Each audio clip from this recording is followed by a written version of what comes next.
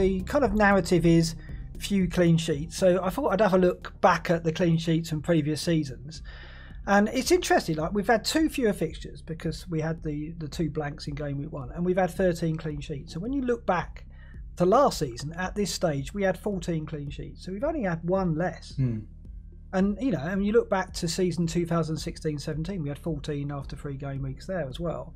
So, to be honest, I don't think it's, you know, we can say right now that we're going to have fewer clean sheets over the season. You kind of think that's going to be the case if the penalties keep up at the rate they're going to.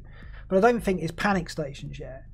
But having said that, I still feel that having attacking defenders is the way to go now. And attacking returns is almost what you want from your defenders, and clean sheets second. Is that how you're feeling about it? Having benefited from 2 budget clean sheets?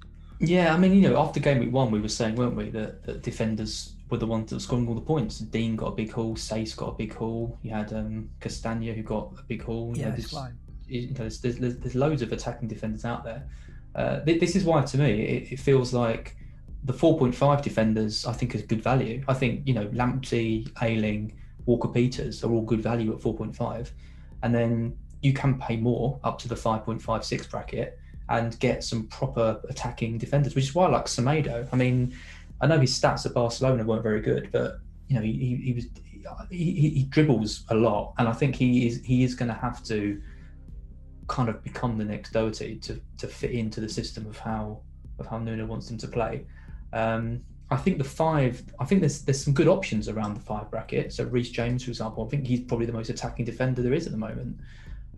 But if you're asking me, you know, if I'm happy to pay the extra 0.5 or 1 million to move up from a 5 to a 6, like Dean or someone, then I am. And Robertson and Trent, I mean, you know, Robertson, Trent, Dean and James, which you've got, it's very strong.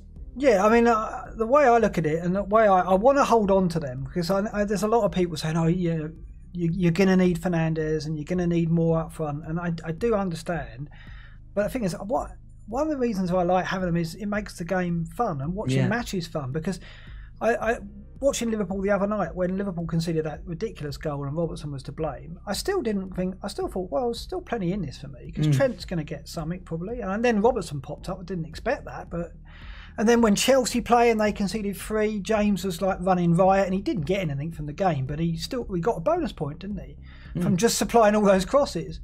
And then Dina the same, you know, he's always the width. He provides the width, him and Coleman. So every Everton game, I'm going to expect a chance or something, and it just makes watching football more fun. And that's the reason we play fancy football, or it should be.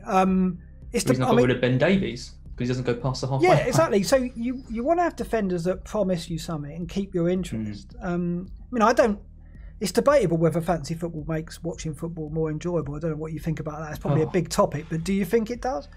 I don't know. I mean, I'll tell you what. If I keep Werner and Chelsea get a 0-0 or 1-0, and Werner and Havertz don't do anything, I'm gonna have the worst weekend.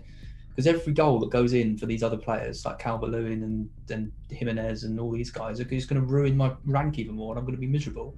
So, no, it's not what you want. I don't think it does. No, I mean, I like having a player in every match that's got a chance of getting me some returns. And the thing about clean sheets, and Joe says this, is that when the goal goes in, the clean sheet's gone. You want to have a hope that you can still get something, and that's what those 4 get me.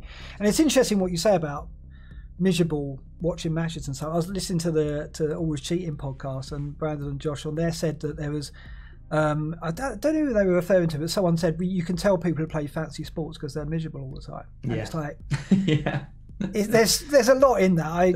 I chuckled when I heard that, because there's an element of truth in that, because you know we try and play fancy football to make football more enjoyable. Actually, most of the time it makes us look at a match very differently. And I guess I watch more football, and therefore I think I enjoy it more because I watch matches that I otherwise wouldn't. But there are matches you watch and you don't really enjoy it. You're just like, oh God, this is awful. It's going really badly. And you're going to have that with Chelsea straight away. Yeah. I mean, with defenders as well, it's interesting how much it's gravitated away from centre-backs. Because, you know, you look at defenders, the points defenders scores. I mean, you know, when Ivanovic signed for West Brom, you know, everyone's talking about how much of a legend he was, how many points he got, all that stuff, and all those great memories. You look at his total points, and I mean, I think his best season was like 170 points or something. I mean, he's getting absolutely blitzed by, you know, Trent and Robertson now, and you know, you've got other defenders now like Dean, who's getting sort of around, sort of, who could easily hit that mark, but I don't know. It's kind of there's more of an expectation now on the kind of fullback players, and the way they play now is so.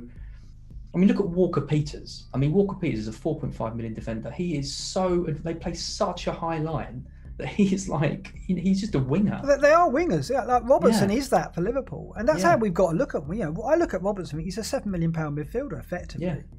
Yeah. And that's why I really want to hold on to him. I don't know if my resolve will be tested. I'm sure it will be, because elsewhere in my team, I'm going short because of those four.